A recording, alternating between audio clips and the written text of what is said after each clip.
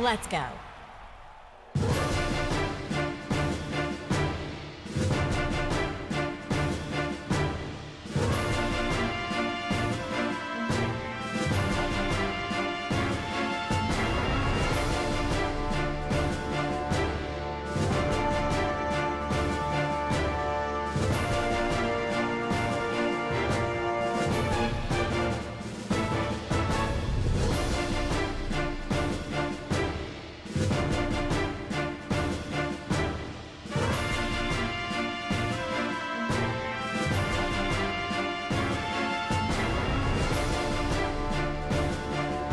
Welcome back to Clash Royale League Asia. We're done with the first half. That's why we have a fresh new opening. Pretty cool to see all those great faces. That's exactly why you tune in. My name's G Clef.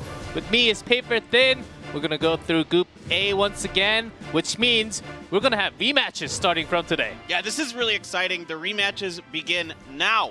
Now we're going to see everybody playing the people they played in the very first week once again. So this is going to be really exciting to see how these teams have learned and adapted, how they're going to take what they've learned throughout this season and apply it to the teams going back against them. Yeah, if you're not familiar with the format, we're going to go through once again with a short overview. We stay with the group until the playoff. They face each other twice. And then depending on the top 4 out of 6, 2 teams eliminated from the group stage. And then we move on to the top 4 of Group A and B into the playoffs. And then they clash from Group A and T together. Well, I guess 1-3 versus 2-4, and the other side, vice versa. Just like that. Right, so it's going to be really exciting here because now it's getting down to crunch time. You do not want to be one of those two teams that gets out of it. You have a pretty good shot to make the playoffs, better than a 50-50. And from there, you really want to, set yourself apart, get one of those first two spots, because then you're skipping the line a little bit. Yeah, but Group A's been super interesting because what we thought at the beginning, Kicks with a 3-0, they were on top for some time, and then a straight up 2 losses right after. It's not anymore. DragonX actually on that top spot. Yeah, DragonX has really started to look really darn good. And, Ending and I were talking about this, that if you look at this team from top to bottom, they're actually really, really scary in 1v1s. Yeah. Like, everybody on that team is really, really good at 1v1, and they've been mixing up their 2v2s, mostly finding success with it. And then when they go to King of the Hill, if it goes to King of the Hill, they're really scary. And on top of that, they go off meta. Yes. I think that's a big key. They surprise their opponent in their 1v1, grab those wins. Today's matchup, guys, once again, they get to face each other. Talon versus PONOS to start off. In the middle, Chaos Theory versus Kicks. A lot of people wondering about what's going to happen for that matchup. And one more, DragonX versus Detonation Gaming. So full of crazy excitement. It's going to be the same. 2v2, 1v1, King of the Hill. Oh man, are they gonna have Pedro again? Benzer again? Oh, like JP's been coming out. I'm pretty sure it's going to be Benzer from Chaos, but we'll see what happens because you can always mix up the roster right now. Yeah, I am really excited to see Benzer versus whoever. I mean, I'm just assuming it's Benzer from Chaos Theory. Well, you never know. You true. never know. It's true. You never know. Like I'm Pupu just came assuming. out last time. I pretty much just assume From the other teams. Yeah, but so far this season we haven't seen anything else, so that's what I'm going with on that. But first, it's look at this. We got a new shot here of the teams. Yeah, this is not recorded, not animated, recorded. This is live happening right now. Mikanboya praying for the starting end. Let me have the golem, let me have the flying machine and everything together if he's gonna go for those. So it's an important match, as you can see. Yeah, 4th place, 6th place. You imagine, even Ending was talking about this on Thursday. PONOS, you imagine they'll be a lot higher than the 4th place spot out of 6 teams. Yeah, it's been definitely a disappointing season for PONOS over here and GameWith as well. These two teams that, were our 1st and 2nd place teams in the previous season. Yes. Both are struggling so far, looking to turn the ship around here. Talon is struggling as well. Only 1-4 so far to start off the season, but looking to see if they can maybe find some a new groove, so to speak. Yes, and I think Mikanboya, who was not even in the roster last time, is back in 1v1 for PONOS. Okay, fans, about the same across all the region. Tornado, giant skeleton, so scary. You can't get those. You can't get the giant bomb because you want to use the fisherman, so you start banning out those from China, Asia, West. Same story all over 2v2. Okay, Tochi versus Mikanboya. Don't know what to exactly expect from that 1v1 matchup, but that's going to be a lot of fire. Yeah, I think that one's going to be really, really good. We've seen Tochi start to pick it up as a 1v1 player here when he has come out. I mean, he's 1-1 in his 1v1 sets, and he's also won his only King of the Hill game. So when they've needed him for 1v1s, he seems to be pretty strong. I mean, he beat IMJP, a player that we were very hyped about coming into this season. He did lose to DragonX's Nuri, but a lot of people are losing to DragonX players. Yeah. Talon, is it the last place, but they're the one that actually beat Kicks, who thought that they were unstoppable, unbeatable from the amount of games and just having a lot of great players even in the King of the Hill. So Talon, they have that major big win. So right after that, can they continue their momentum? I think it really starts from the 2v2. If they are not able to really grab that 2v2, the percentage certainly goes down. Yeah, you don't want to rely on having to go to King of the Hills to win. You got to find some way to get these 2v2s going because you haven't won a 2v2 set yet this season, and that is really important. We've seen this be for teams like PONOS, who when they dominate 2v2s, that really propels them to be one of the top teams in the league, gives them a good spot in the playoffs, and then we see them play very well on the big stages. Yeah, screen on PONOS, but just one more thing about Talon. When they lost Oath 2 straight up. Did not even win or grab a single set of 2v2 or 1v1. I think that's a big key there. And once they have the momentum, maybe they can get it through. But you gotta wait because just taking down PONOS 2-0 is a big up for them too. But when you're facing against Reiki Jones, you do not want to go up against again in that 1v1 when you go to the King of the Hill. Yeah, no, definitely not, because Raiki has been the ace for PONOS as of late. When they need someone to come up big, he is often the guy that will put the team on his back and really give them some wins, some much-needed wins here. So this is scary here for Talon, because this historically has been one of the best 2v2 duos in Clash Royale League Asia. Yeah, last time it was a win. 2 wins for PONOS. There's game 1. Let's go in.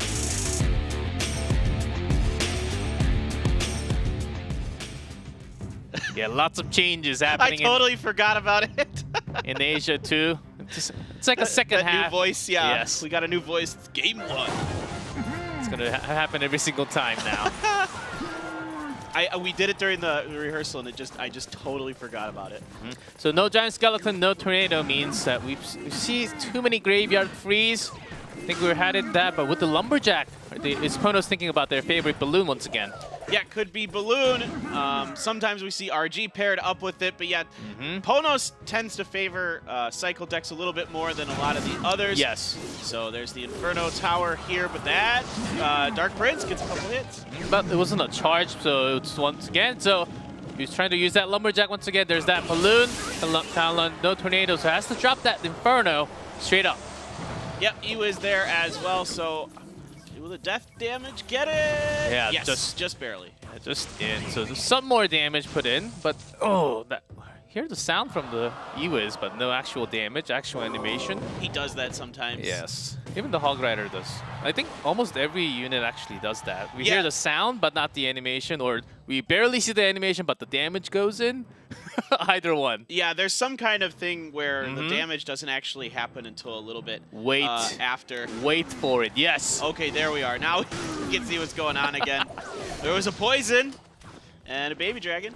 And some damage. Yes. Yeah, with Inferno, with just P.E.K.K.A. Dark Prince, we're expecting a lot more of that graveyard coming out from Talon now. And PONOS, they can't really connect the balloon. They know there's at least one Inferno. So is there a second balloon in their hand? Yeah, I would imagine they've got 2 balloons. I mean, typically we see that, unless they want to try something a little goofy behind it as well. And this Lumberjack actually connects a few. Yeah, he gets some decent damage there. Now the front Lumberjack is going to be taken out by that E-Wiz. There's a little bit of damage being done. Good minor placement there. And a good switch and a response of that Inferno Tower from Talon. There's that graveyard now on the top right. Trying to hit some more towers. Musketeer Princess locked onto the P.E.K.K.A. That freeze comes down now. Here comes P.E.K.K.A. He swings away. He gets one onto that Lumberjack. Gets taken out because of the stun while he's getting pulled. Not too bad. Not too bad. The double rage from the Lumberjack and no Inferno this time. Balloon goes straight in. Oh, just enough defense. And the baby dragon in the way, so that actually bought some time. 3 Musketeers. Yes. I was thinking the exact same thing. I'm like, wait, I had to look back up at the deck. I'm like, I don't think they brought 3 Musketeers. Yeah, they actually had one more Musketeer all the way in the back from the King Tower when the freeze came down, so that it all stacked up. Yeah. All right, we're going to try the balloon thing one more time. Inferno Tower is down here. There's a P.E.K.K.A. as well to clean up that Lumberjack very quickly. Now it is freeze here from PONOS. Really nicely done. That Snowball does back it up. But there is enough damage available between the Musketeer and the Baby Dragon to clean up that balloon. And a good pull in the use of Poison to chip in some more damage, but the death damage has been connecting some more from the PONOS side. And it's below 4 digits on the bottom right. So some more death damage should be enough in time to finish the game, and the liner does connect. Ooh, they used a defensive freeze this time. Double Dark Princes there, but neither of them were actually in the right spot to catch that miner.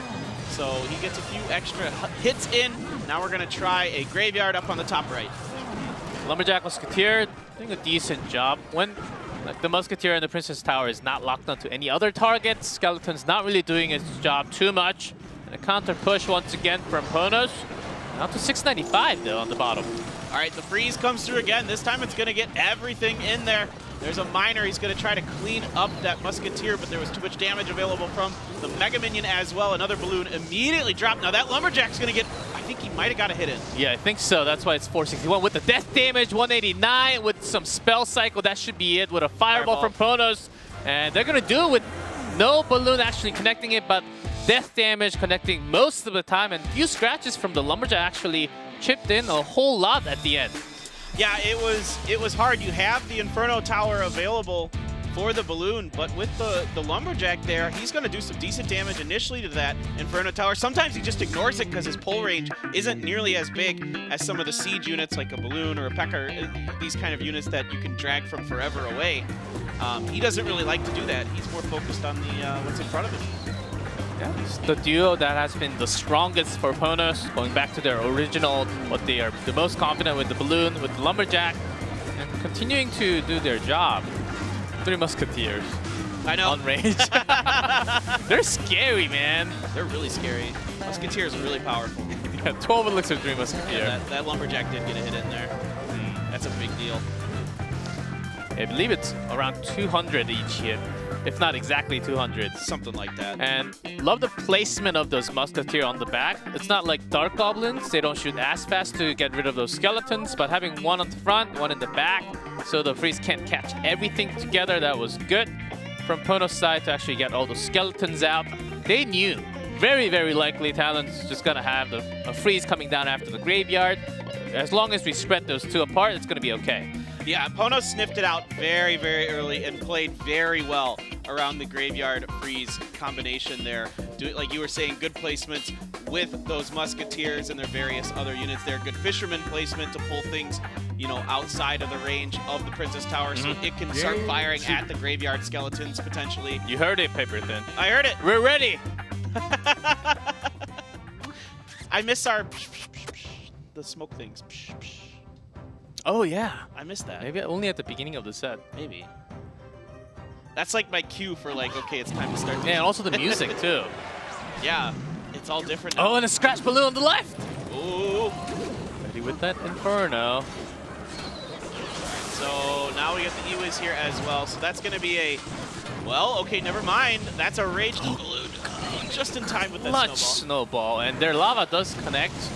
A few defensive Infernos going to burn that up. A lot of air units coming down to defend, but still some more damage put down on the top, bottom left. Yeah, basically an even trade there. Not much doing on either push. You know, Talon did get a little extra damage from that Fisherman on the top left-hand side, but it's pretty negligible overall. Yeah, see lots and lots of lava from China and West for 2v2, especially when these two are banned. Wonder if they're going to use some more clones or having some more skeletons. Great lightning. Wow, just right away, just lightning everything at the bridge. That is a ton of value. Great value right there, like 80% on sale. Man, duty-free price, man. Duty-free, no taxes on that one. That one's just coming through. Now this Inferno Dragon's actually, now they finally zap all it away along with the pups there, but that was a better push here from Talon. Yeah, I thought that was going to do much more damage. Now the Baby Dragon actually connects, and it's still standing. I mean, it's flying. It's not standing. You know what I mean. I know what you meant. It's still funny. I wouldn't have even questioned it. I was like, of course he's standing. He's got legs. He can stand. I'm pretty sure when he comes down from the air, yes. Even look at that, lava's got some legs. Yeah, we're never good to see the actual things too. Oh, guards, good. So I'll get the Lumberjack, even better defense this time. The balloon still pretty healthy. Knocked back by the snowball, but the Musketeer connects. Oh boy, on rage. Raged up Musketeers absolutely mowing through that bottom left-hand tower, basically evening things up here. Now PONOS has to defend the top right. Oh, great zap and the lightning together to get that Inferno. Oh. Down, scratch up. Even the lava's doing some damage to the tower now, but okay, Lumberjack, you don't really care about that too much. No, you don't care about that bottom right as much. You're willing to sacrifice that damage at this point to build up steam for your defense on the left-hand side. So was that too much with lightning and the zap together onto the top right to do some more damage? Let's see. I think it's okay. I think it's okay, but we'll see. Double Inferno, was that too much? Wow, okay. Well, here comes the balloon. The guards are here to defend. The freeze is right after. Down, but the snowball is going to back it up, and the fireball here as well is not going to be quite enough. Woo! Talon's going to take that second game. Yeah, which I almost thought Talon maybe was using too much elixir. They actually got it just in time, and it was actually near perfect defense right after. It was really even close. After having that E-Wiz. The freeze came down to catch the E-Wiz. in it. Yeah. So it could have been a disastrous situation for Talon, but like the balloon, not the balloon, snowball, and their spells saving them every single time against that balloon, directly hitting the tower. So that was clutch spell use. And a perfectly timed snowball at the very end there to keep that balloon far enough back that it didn't get a drop. I mean, it was really nicely timed by Talon there at the end. That was definitely one of the better 2v2 games. Yeah, I know, when everything comes down to the wire, you just gotta use everything, you know. It's kitchen sinks, at the wall. Pulling chairs, doing everything that you need to keep the casting going, yes. He may be alluding to the fact that my cord keeps getting caught under my chair. And perfect freeze and the snowball just in time. That was just enough to let that one go. Their offensive lightning to finish the game on top. That was brilliant. Talon coming back strong, 1-1 now. Yeah, they brought a perfect counter situation to what PONOS did in game number 1. They had the lightning available that's taking out the lumberjack and the musketeers and doing serious damage to the balloon. That right there gives them a huge advantage in those pushes. Lightning, as we've talked about, has been so important in 2v2 because of the use of these units that are very susceptible to it. Yes, sir. You see a lot of lumberjack, you see a lot of musketeer, see various other things. See a lot of wizards on ladder. Wizards, tons of wizards, and if E-Wizards here, you know, like they die real fast to lightning, so we'll see. PONOS, ooh, we got some PONOS fans here today. Woo! Nice. Yeah, let's go. PONOS win, hashtag. Yeah, put that on Twitter. Thanks for coming down to the studio, folks. That's awesome. That's awesome. I mean, coming down all the way to Korea to support their team. Yeah.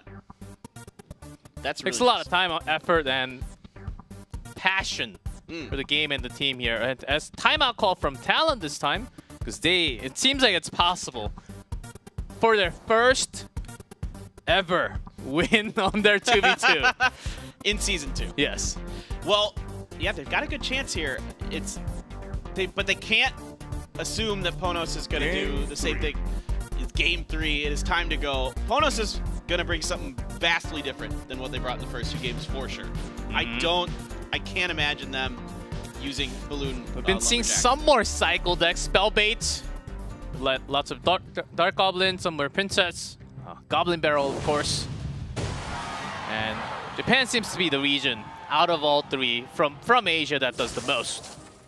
And particularly Rad and Reiki, we know they like hog riders, they like those kind of things. So we'll see if that's what they want to roll with this time around. Yeah, we even saw a giant skeleton with the hog rider yesterday. Yeah. So maybe those kind of unique pairs are going to come out even more. So far, just the poison to get the musketeer damage. Well, these days we've been seeing basically the giant skeleton being able to kind of be thrown in with just about everything, especially in 2v2. But of course, it's banned here, so we can't see it. But you know, in general, even in 1v1s, you can replace like a P.E.K.K.A with it. There's all kinds of crazy stuff going on. So the lasers connected with the Baby Dragon and the P.E.K.K.A, but the skeleton's actually connected so much because the P.E.K.K.A was crossing and the Princess Tower was also locked onto it. Only Baby Dragon in the air to clear those skeletons out. Yep, and that Baby Dragon's not going to get any belches, so he's going to go down all evened up so far here. Now PONOS wants to change it up a little bit. Send that Dark Prince over on the right-hand lane. It's going to be an Ice Golem in front of it. Now they're going to try the Graveyard on this side. Pushes all the way in. Princess Tower locked onto the Golem here and reaches the tower with the Dark Prince. Oh boy. Oh, it's a lot of damage. Oh, it's so much damage, G-Clef Flake. That was... They just didn't seem to want to commit as much as I thought they could to the defense there. It seemed like they had a little bit of elixir available, but I guess they want to wait and try and go for a lava push instead. Yeah, I'm guessing they're having a lot of heavy cards in their hands. Like, Tattoos had to have either a zap or a poison in their hand. Maybe wanted to save up, but that was not the best time to really save up everything. Yeah, down goes the bottom right-hand Princess Tower, and now there's significant damage being done to this King Tower. They're going to just push in on this. Oh, yes. PONOS wants the 3. PONOS wants the 3. Talon, they connect the Inferno, but the King Tower's down to 400, even lower than that. That is it. And Tower gone. Did we even hit the minute mark? No. Like minute left. I don't think we hit 2 elixir mark, but Talon focused a little bit too much on that lava. PONOS is going to finish the game with 3 crowns. Yeah, it was, the second game was a great adjustment by Talon, but then they take a timeout, and just basically bring the exact same deck again, you gotta sniff out that PONOS is thinking something different. So you gotta either diversify your deck to the point where it can cover more different kinds of decks. You gotta assume they're potentially thinking about Graveyard because of how insanely popular it is. I mean, basically it feels like Lava Graveyard is all you're gonna see when Giant Skeleton is banned. It almost feels like that's the meta now. Yeah, lots of Graveyard. Even without the Lava, you have lots of Dark Prince, and the Lava, you have a lot of air to cover. And understand that Talon had the Lightning, so they were confident even against an Inferno Tower. So they were trying to chip the damage, but in terms of Elixir, they were already behind because they had so much put in onto one side. PONOS, they had the speed with the charges. So something that you can't really catch up in time. Yeah, it's too slow with the Lava Hound there. You gotta play defense with the Lava until you can find that opportunity where you know that you've out-elixired your opponent, you're ahead enough that you can drop that big slow guy down.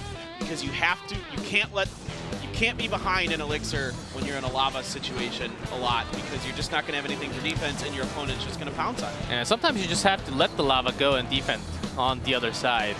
You know, unless you know 100% calculated you're gonna do more damage than what you take. So it was game 2. What you thought the balloon was about to connect. Yeah, Lightning finishing up. Let's see. Yeah, right at this part and right after this, PONOS continued to rain down on that right side. Yeah, they just kept brutalizing it. And then there's still plenty of healthy skeletons over here. There's no answer. A Lightning's not going to really cut it except to take down that top left Princess Tower. Now you're throwing down some guards and stuff, but you got nothing that can significantly deal out damage. Yeah, the Skeletons and the Dark Prince did enough damage for the Baby Dragon to chip it down. Against the Musketeer, P.E.K.K.A., they got some guards down, but it was going to be going down anyhow. So a big loss for Talon as they do not win their 2v2. PONOS off to a great start. Let's move on to 1v1 though. It's Tochi this time, not Yugi. And even from the other side, it's not Reiki, it's Mikanboya.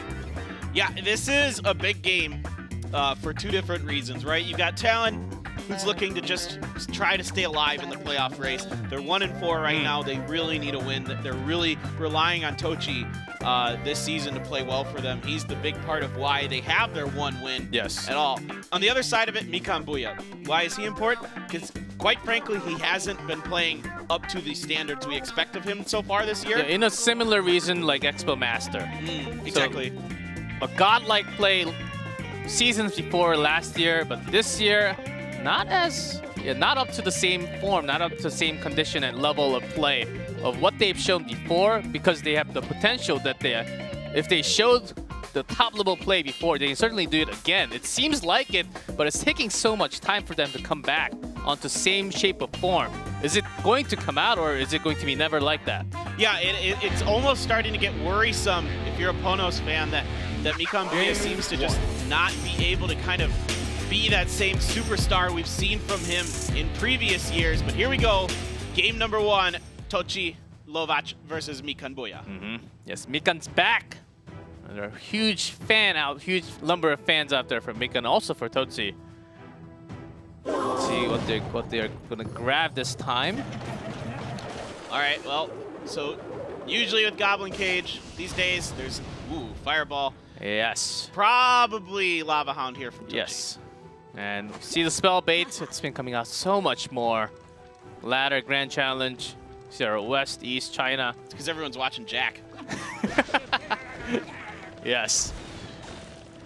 Oh, a bandit in here. So a little bit of a surprise with the Rascals having an easier time because Mikanboya is putting those down because he knows that there's no log in this deck from the other side. You can't lead all the princes and the girls together, so pushing all the way. Okay, there was a zap available, so you're able to mitigate the damage from the Goblin Barrel. But this Goblin Brawler is going to come up here, and I think he's going to... Ooh, no, there's a log available. Yeah, it's a big problem for Tochi. No snowball, no log. I mean, Mikan had a very good idea the moment after the fireball. As you called it out, it's going to be lava, like 90% or higher. So Mikanboya just pushing boundaries right now. Yeah, I like the bandit in here. It makes a really difficult choice here for Tochi in defense. The bandit gives you really bizarre matchup scenarios a lot of the time. Like, all right, do I have to use a miner defensively against it? You don't want to do that. If I use guards, well, then I don't have my guards available for certain other circumstances where they're really powerful. Yeah, do I have to send in my miner to get rid of the princess all the time? And which means I can't do damage with miner. So hard decisions for Tochi to defend it perfectly. That's why he's got to bring down those fireballs every time. Yeah, and that's just, so far though, Tochi's done a pretty good job keeping it even, despite, you know, maybe being at a slight disadvantage with the spells that he has available, but he's been playing it quite well, using that zap pretty efficiently. Yeah, double elixir time. Will he find a good chance to put down that lava? I think it's coming soon. Yeah, Mikan's giving no time for it though. Yeah, okay, the fireball in the back line taking out the Rascal girls, and I think there's a bandit in there as well. That's really good, actually. He's got pretty good value out of all of that. Now he can get that miner in offensively. Great Goblin Gang placement, though. So the princess does survive at the end. Man. It's reading your opponent all the time. Still no lava coming down. There's just no time. All right, now this is going to be a baby dragon that's going to get chewed through between the Rascal girls and the Princess Tower there. We're going to try with another Goblin Barrel, but right away the guards are down. Still takes a few more steps and a hit from the boy too. Lava onto the left this time as Tochi wants to really push for that top left, but Princess is going to be bothering him all the time. Yeah, he just let that Dark Prince run right through there as well. So now he gets the miner to defend against the bandit. I think the miner's going to be healthy enough. Good rocket from Mikanboya here, cleaning up whatever's behind that Lava Hound. Now Mikan can kind of just be patient and play a little defense here and wait for those pups to come out. Yeah, those pups, you can have his own cycle very soon, but a great zap to delete everything. Ooh, and this one's a big push. That's bad. That's a Princess Tower down. Tochi's zap perfectly timed. Great read. When those goblins are going to come down and having that princess out with the miner, doesn't care if that actually gets everything out. As long as you're keeping those princess shots away from the pups, connecting to the baby dragon or the miner. Yeah, the pups are going to be the main source of damage. So good wait. Even though Tochi was taking some damage every single time, he waited until the final moment to put down that lava. Yeah, it was really well played by him here. It's hard. Good zaps. Yeah, this is so hard to defend this without a log or something like that. And he played this masterfully, using the guards very well here to distract the goblins from the Goblin Barrel. And I had a point. Oh, I wanted to ask you something. What? So normally in this deck, it's a Prince, not a Dark Prince. Most of the time. Not always, but Prince actually fell out a lot. It's a lot more Dark Prince because you're expecting a lot more guards and the smaller ones. Right. And Dark Prince, you can actually fool the opponent too if you just have it on the starting end, pretending like you have like a graveyard deck or something. Right. So that's what Mikan has been preparing. And with a Bandit, it's more Dark Prince. Yeah. Because Bandit takes care of a single target dash damage in a way. So good deck from Mikan too. He had a lot of tries. Just understanding that there's no log, he was really pushing everything to the next level. But what a great defense by Tochi, finishing out with the lava. A beautiful clash. Yeah, that was really masterfully done here by Tochi. Great defense. Not letting a lot of damage come from those Goblin Barrels, which is where most of the significant damage is going to come through on Mikan's deck there. That's ideally, he's trying to get you into a situation where you don't have great defense available for that barrel. And we saw the fireball had to be used a couple times by Tochi, so that's not ideal, but it was good enough.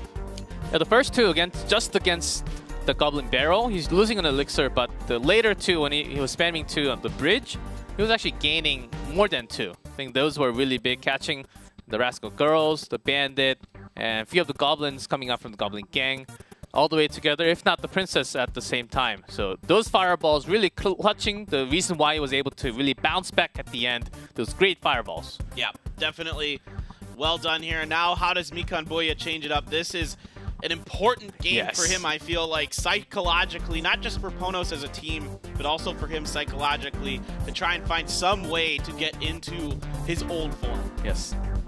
Also for Talon, it's going to be a big win for them going to King of the Hill and possibly take the match too. Let's see. All right. Tochi likes he's one of the players who does like to use the giant skeleton graveyard deck that we see a lot in West. So maybe we'll see him bust that out. He's done some other stuff like Goblin Giant Sparky. And We did see a heck of a lot more balloon decks from the West, but not as much in Asia or China. We saw a few the other day. Yeah, but Detonation just decided they wanted to play minor balloon all day, but that was it. Yeah, not too many. Right. So Mikan is going with that minor. We're gonna see that Skelly Barrel very likely too with that Mega Knight. All right, that Inferno Dragon makes quick work of it. Now you got to drop the guards, and that's not ideal against the Mega Knight, but they do take it out before they all die from the second attack, so it's actually okay. As Mikanboya, he's got a deck that you just pressure your opponent, you keep on attacking, having all those small units. And you save the Mega Knight for D.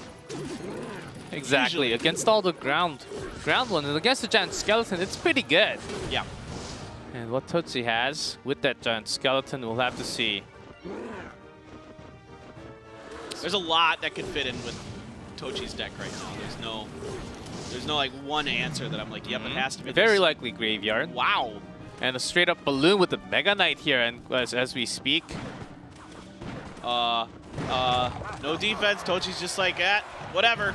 You do all that damage there. I'm going to the other side. Great Ice Golem here. And it's dragged by the Fisherman, so the Giant Skeleton actually takes a longer time to go all the way around. Oh my god, okay, does Mikan have something on the left-hand side though? Okay, he's got the Mega Knight. Oh, but it gets pulled here. Still okay. Yeah, still Tochi's not happy because that pulls the Giant Skeleton away from the death damage range. Oh my god. He shakes his head at the moment. The Fisherman's a hard card. Your opponent can use it too. Right. It's one of those cards that can be very powerful on defense, but once it gets near the river, things can get pretty crazy. Able to successfully defend a big push there with that Mega Knight and the balloon coming through. Death damage is down, but now Tochi's got to try and get something big going. Yeah, not exactly how Tochi wanted, how he planned on using that Giant Skeleton. This is even worse. Mikan pushing for a second crown here. Yep, he's going right in for it. The Miner's free to just wail away on that Princess Tower. The other units are dragging back. All right, he's gonna, if he's got it, it is the graveyard here from Tochi. So this is his one shot here. The snowball is coming through to try to allow it, but that Goblin Gang is able to distract a lot of those skeletons. Has lots of skeletons, but not in time. 5 seconds left. And it is going to be Mikan coming back strong and tied up once again. And one PONOS just one game off from taking the match. Nice turnaround here by Mikanboya. Great utilization of their timeout. They're able to find a way to get through a really unique deck here. Mikanboya kind of smashing a couple decks together. The Miner Balloon with the Musketeer, of course, but you've got Inferno Dragon, Goblin Gang, Mega Knight, which is a kind of one of the variants you see of the Mega Knight. You're just kind of putting them there's together. that Skelly Barrel Mega Knight Miner deck that has been going around. Also hit top of the ladder so many times from different players, but not with the balloon, not with the Ice Golem. So this is in the mix in between those two. And really fooled the Giant Skeleton because Mikanboya has that Mega Knight and also the Ice Golem to go all the way around. This was the moment where Tochi said, okay, I can't control my own units. They're traitors. They're going against him. And you can see he tries a big push here, but great Miner here by Mikanboya to keep that Giant Skeleton far, far away from his Princess Tower. It's really nicely done. And the third one, what do you actually bring? Do you just go back to your original, bring back the cycles, or Mikan has been showing so many different decks, not just today, all the way going back to the first few weeks. He was trying off-meta decks too. All the time. He's always trying new stuff, and I really do appreciate that about Mikanboya. But he's got to read his opponent first and then base what he wants to do off of what his opponent wants to do. You can go off meta, but it has to be a counter to what your opponent is trying to do, or else it can be just a complete flub.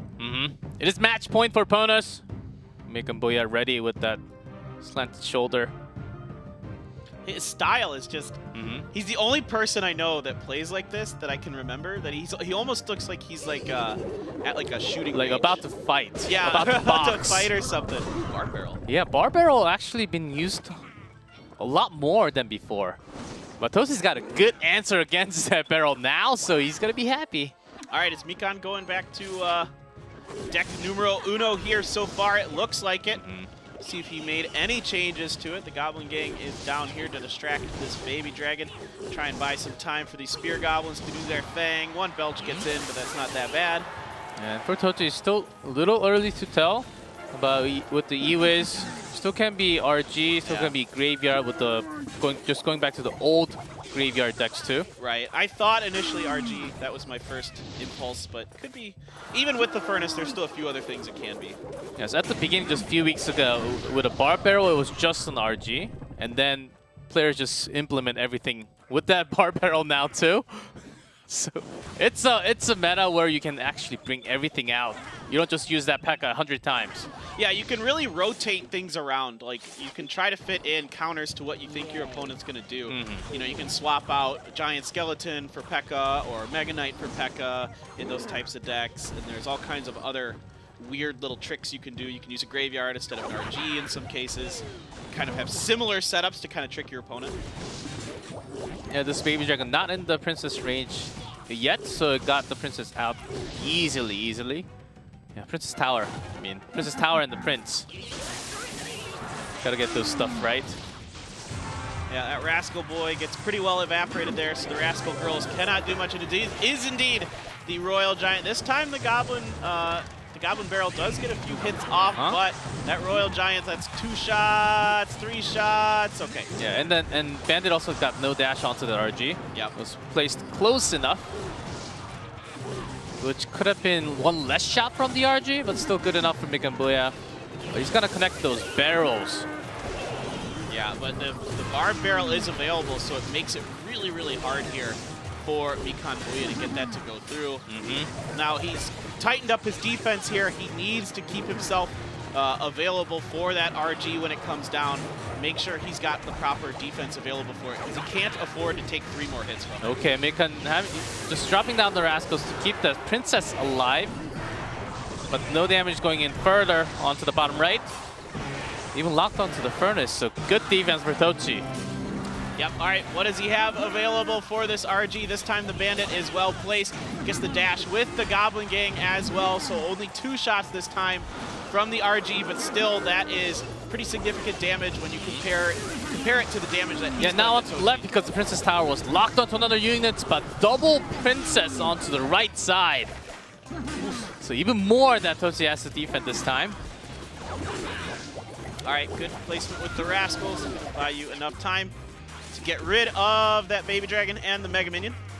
And Furnace to the right to get the Princess out of the way so he can take less damage onto the right side. This is a great change in the cycle by Mikanboya. Oh, even the dash, second dash! Oh! Does connect into the tower. So now the bottom left is in danger. Yep. Now Mikan can go either way. He's got the flexibility. Can he make it work? Because he is finding ways through that. Bandit's going to start wailing away on the bottom left. That's a lot of damage. Barrel. Bar Barrel coming in just in time, but the girls! Yeah, connect. I think there was at least one gumball connection. Is it a gumball? Yeah. Is it really? Yes, they shoot gums. I always assumed it was just a rock. Yeah, no one likes it, but they shoot gums. Wow. Ooh, good! Good placement there. That prevents any damage from that lightning from hitting the Princess Tower. Well, that gets it down. Barbero just in time to get everything in cycle and blocks all the damage going into the bottom left. Nice defense by Tochi once again. Comes down to the last few hundreds. Dude, that placement though by Mikanboya was insanely good. I mean, it might have been part of a cycle, but regardless, he prevented a lightning from striking his Princess Tower. Princess, another thing to worry about. Bandit having the straight dashes all the way around. Ooh, the Baby Dragon's up here, gets onto the Rascal Girls, but you're able to get that Rascal Boy in front to tank the rest of this. Mikan just needs a little bit more damage to get into rocket range. He needs to keep the pressure on here. He cannot see any more RGs as much as he wants to. The E was just this one is dangerous though. Still, Mikan was able to save so much elixir by that push. Okay, okay. He's keeping the pressure on here. Great placement with these rascals. Keeping these baby dragons at bay here. Good placement with the guards here. That's going to be a dead bandit. Yeah, as long as Mikan's keeping his princess alive. There's that RG Talon. Tochi looking for that final push potential. Okay, he's got to slow this up. Mikan slows it down just one. Okay. This isn't critical damage here yet for Mikan. He can throw the rocket and win this if he has enough time to defend. Will that princess buy him enough time? It looks Lightning like in time. it's just good. Oh, even if the lightning was used by Tochi, it was only 307, so the rocket to win the game. How long has it been since Mikanboya was able to win a set in 1v1? A long time. Been a long time. Big win for him here. Big win for PONOS to keep themselves very much alive in the playoff picture. What a gutsy performance there by Mikanboya. The way he just kept pressuring there, he found a way that he could just kind of even things up, get a little extra snowball damage here and there, maybe get lucky with the bandit dash, and then he just is able to just airily. Yeah, just kept all those rascal girls, the princess, to keep on doing the damage from the backside. Had to put down the Dark Prince, the boy, and the bandit to take the damage from the baby dragon. An easy push. It was keep on building the pressure against Tochi. He didn't even have too much time to put down that furnace. It was really hard. Yeah. I mean, he's just baby dragon, mega minion guards, baby dragon, mega minion guards. Yes. Bar barrel to take out the goblin barrel. Like, that was it. Big win for PONOS. And they get their 3rd win of the season. That's not only the first match. Next place is going to be Chaos Theory number 3, Kicks number 2 in Group A. Coming up next. Stay tuned.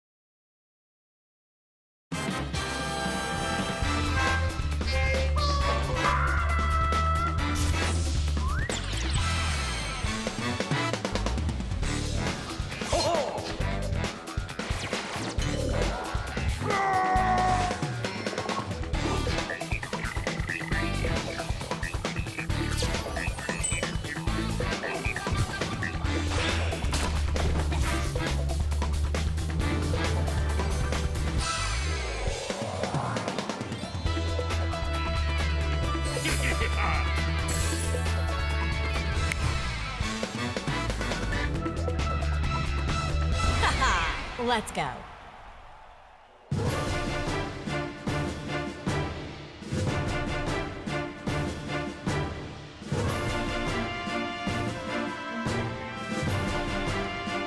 Welcome back to Clash Royale League Asia.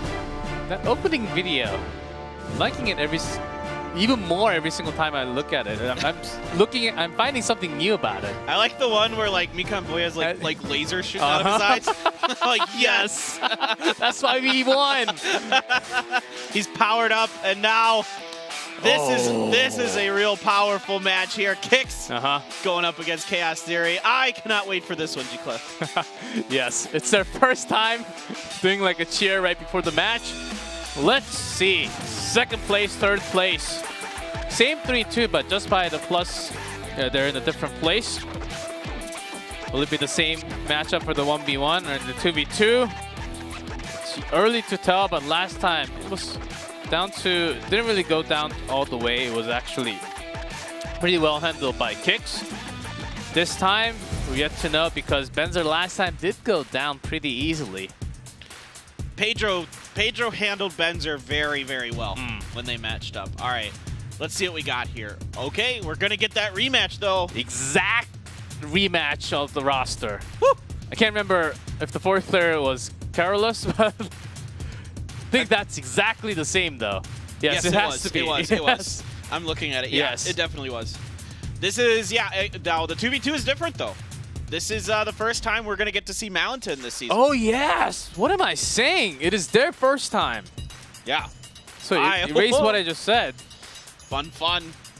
Yeah. I'm curious about this. I mean, Legend and Onion played well in the 2v2s to start out the season, but it seemed like they were struggling a little bit. Now, I think they're going to go back. Mountain is a veteran, of course, of 2v2s. He's been playing 2v2s in Clash Royale League Asia for over a year.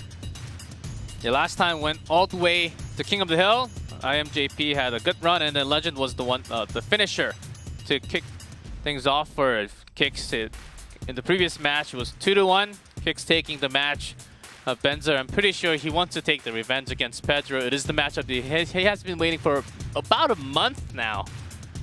And look at the bands. I had this one circled on my calendar if I'm Benzer. Yes, like for the rematch. Red circle with like arrows pointing at it, and like sad faces and like skulls and crossbones. And Pedro's picture right on top. There's like a dart in it, and like a knife. I was going to say it, but I didn't want to. You go ahead. Thanks, I'm taking this one. All right. First up, whoa, JTV got a haircut. Trainer Dexter's and JTV, the 2v2 indomitable duo here for Chaos Theory. 4-1 this season, G-Clef. 4-1. 4-1. Really good. I'm feeling really goofy all of a sudden. It has to be really good, especially their use of Fisherman has been off the hook. And one of the first ones to actually use the Fisherman too. Did you do that on purpose? Yes. Yes. Okay, good. Yeah, that was me good. visiting US. Me visiting US for a week. Picked up all the US puns. Yeah. And talking to that many US people was hard. Yeah. Dude, 8,000 trophies for IMJP on ladder. That is bananas. Yeah, a place that I'll never get to in my lifetime. Yeah. The fun thing is lightning ban, so true.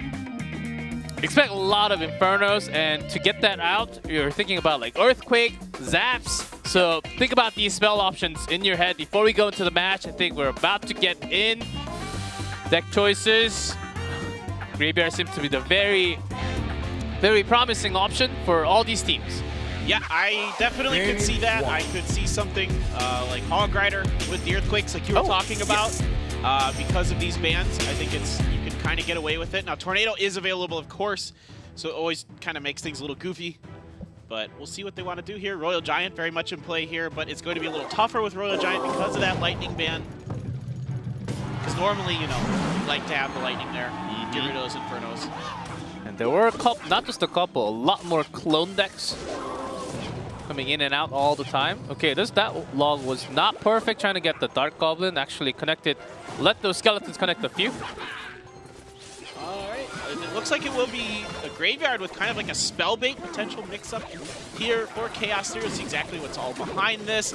Not the best graveyard in the world for them. Didn't really get too much damage done. That's a raged up miner in the front of all this. Just able to get those rascals down in time. And the charge just gets the boy and the girls right after. No, it actually does not, with the second hit not connecting onto them. Yep. All right. Ooh, an E-Dragon here. We haven't seen this bad boy in a while, but he cleans up. He cleans that up. In case of an Inferno tower like this, and even a rocket. And a rocket right on top of that Inferno. Now what kind of defense they have available? Poison comes down as well here for Kicks, so this is a lot of damage. Double Dark Goblin actually not bad against all the pups, but still does some damage. That was also a nice poison to get rid of the princess too. Gosh, that log. Oh. How much value was that? Like 6 for 2? 6 plus if you count the 2 rascal girls, like maybe they count as 2, so like that's 7 like 8. at least, or 8. Yeah. Jeez. All right, will there be an E-Dragon this time, or is there an Inferno Tower? I mean, even if there is an Inferno, you don't really need the E-Dragon because you got Dark Prince and guards here as well. What else? No, nothing else, because they spent their rascals already. Yep. They're just gonna let that one go. Try to prevent the 3 crown here. Yes, there's still lava in the air. He is still alive. And look how early they put down the Inferno from Kicks to get everything going. Freeze, but the Lumberjack is not caught in there. Yeah, the Lumberjack is a great counter to Graveyard. We've seen this all the time because of that high attack speed and movement speed he has. He's able to clean all that up relatively quickly here. So it's going to be about 1 more, maybe 2 more pushes that Chaos Theory is going to be able to attempt here. Here comes the first one. It is going to be a defensive poison this time. Well thought out here by Kicks, knowing that the freeze was available. This is really well played. Yeah, E-Dragon not really used in any decks other than Feud Tornado and the Golem right now in 1v1, but not really seen in 2v2 either, but a great card that we actually forgot to be going against those skeletons. Chain Lightning. Yeah, this is a great addition to their deck here, and you can see there's a tornado there and a BM rocket as well here. And a fist bump to secure the deal of game number 1. They got it ready. They had their own strategy against that graveyard. They didn't have like a Dark Goblin or a Musketeer. Baby Dragon plus that E-Dragon. Smart. Really good. Really it sets up a great set of attack for their own right after. Yeah, exactly. And it's a way that you can kind of circumvent that lightning ban. You banned it yourself, so yes. You knew what one of the options was available. Not only did clear. I mean, I think that was kind of a mistake with that Inferno Tower placement in the first place. Too close to the tower? Yeah.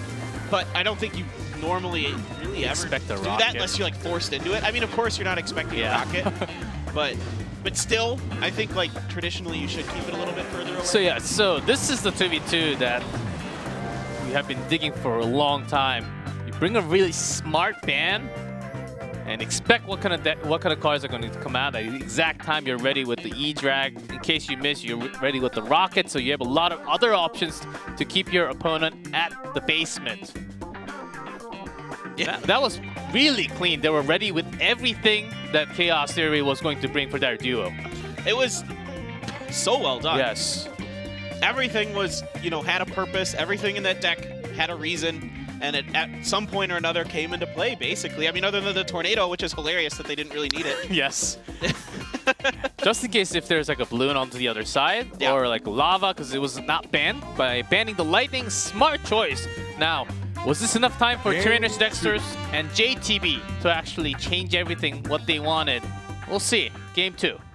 These guys don't go down 2-0 very much, so I imagine that Trainer Dexters and JTV are gonna show us something different here for sure.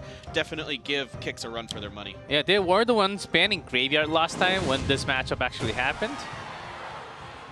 This time it's a giant skeleton. They had lots of small units, Dark Goblin, just in case they were up against the Graveyard, which actually was not the case. The Chaos Theory has got to think ahead of what's going to happen. So the only time that Chaos Theory lost a 2v2, they did lose it 2-0 to DragonX against True Fast and Alpha. So this time it's going to be the lava here from Kicks. They aren't going to the same thing. The balloon on the right-hand side from JTV and Trainer Dexter's. But look at this, an Ice Wizard in the back there. Slowing it down just in time to get it off the tower. And Executioner, pretty sure they will be ready with the Tornado if they needed to. But now with the P.E.K.K.A takes enough shots away, so the tower actually not even scratched on the bottom left. Yeah, already seeing a great change up here from Chaos Theory, bringing in this Executioner. That is such a good counter to the Lava Hound. And now they're just going to let the Lava tank that Inferno a little bit. Now it's going to be a counter onto the right-hand side by Chaos Theory. There isn't anything down there for that balloon yet. So let's see the race. There's that Tornado grabbing a whole lot of Fireball. Not perfect, but actually grabbed a whole lot of damage in there. Yeah, actually, wow, they got quite a bit of damage down the bottom left. Top right as well, but the slight advantage that Kicks has is their King Tower is activated. Yeah, I had to pull it to the King Tower and got the balloon damage down on the Princess first, and then was dragged into the King Tower range. So let's see. As Chaos Theory, they're trying to balance out by putting onto the opposite side by having that rush balloon. All right, here comes with a Miner as well, and this time there's going to be Inferno Tower, which is going to pull the Dark Prince, but there's 2 Mega Minions there and the E-Dragon, so it's okay. They're very happy about that. You can see they had a little fist pump there. So now we've got a P.E.K.K.A here to defend against this Lumberjack, but everything else is in the air. Still, yeah, that Chain Lightning actually hitting all the targets. Just got into Princess Tower range now. Okay, good balloon here. The freeze might be enough, though. The Mega Minion coming down, and it's Rage as well. Just enough defense there from Kicks. Yeah, enough damage does connect, but the Miner has been working so many shots behind the Princess Tower on the bottom left, so about the same again. And another push coming down from Chaos Theory, coming up with the balloon. This time right away, ready with that Mega Minion and the E-Dragon. Here comes the Rocket, just another spell behind that Rocket will do it. Fireball and another spell will do it up there on the top right as well. Is it gonna be a time? No, it is not! No Snowball, not in time. That was a close one once again, but I am JP Mellington taking this one down. Happy birthday, Onion! What a team! That's adorable. Aww. That's so cute. And what a big win for these guys in their first 2v2 on the big stage. Playing very, very well. That second game was a nice change up by JTV and Trainer Dexter's, but it just wasn't quite enough. Yes. Going back to Kicks, how we could tell that they have been prepping for these kind of decks with that bank card for a long time. It was well practiced, executed. They knew, and even in the middle of the game, IMJP was saying, okay, calm down, we got this in control. Let's just have our tempo and have the perfect placement of the lava to fool the opponent. So it seemed really, really well practiced. The amount of the time practiced, we all know, like 8 hours, 10 hours a day for that 2v2, 1v1, really showed on stage. It's hard to do that. And the E-Dragon is so smart here, yes. not just because it gives you an option to kind of stun the Infernos, whether it be the Inferno Tower. There were no Inferno Dragons, but if there was one. Also because Lightning is not available. Lightning is a really strong counter to E-Dragon as well. Almost takes it out in one shot. So you get kind of 2 for 1 there. Yeah, buy 2 get 1 free. Yeah. 2 plus 1. As we do in Korea. Really smart positioning of the Miners, trying to pull, and yeah, E-Dragon did so much work, stayed alive for such a long time. The balloon was almost going to connect so many times from Chaos Theory, but Kicks, it seemed like they knew that it wasn't going to connect so many times. And they used the right amount of elixirs a lot to make sure that only the death damage from the balloon would come through. You saw in the previous video from this one, the previous screen, the balloon was close. They dropped a Mega Minion to body block it, and they zapped it. That was just enough to prevent the drop. Yeah, Chaos Theory also had a zap in his hand, or was maybe it was the next card coming out. So that was close one for the overtime. But here we go. It's 1-1. Maybe the payback time. Maybe it's gonna be Pedro once again. This is going to be really fascinating. When they first matched up against each other, they both played P.E.K.K.A Battle Ram with slight variations in them, but Pedro won. And then the next time, Benzer went to the Lava Hound, just like Lava the Miner. Lava Miner deck, whereas Pedro stuck with the Ram Rider. The one. Ram Rider this time. Excuse me, Ram Rider, not Battle Rap. And he went to the Ram Rider and just stuck with it and was able to take him 2 games in a row. In fact, he 3-crowned him the second time. Yes, and Clash with Ash kind of cursed Pedro and was undefeated before the video. After. Been going down, so let's see what happens now. Pedro's got to find a way to break the curse. I mean, it seems to be a pattern. Well, if you're skilled, the curse doesn't really matter anymore. You can just beat out any kind of curse. You just win against your opponent. That's what matters. Well, maybe Clash with Ash needs to make a Benzer video now. All right? Yes. You hear that, Ash? Make a Benzer video. Go ahead, but this one, let's see what it comes down to. Game 1 between Benzer and Pedro. Oh, Jets! I got really excited.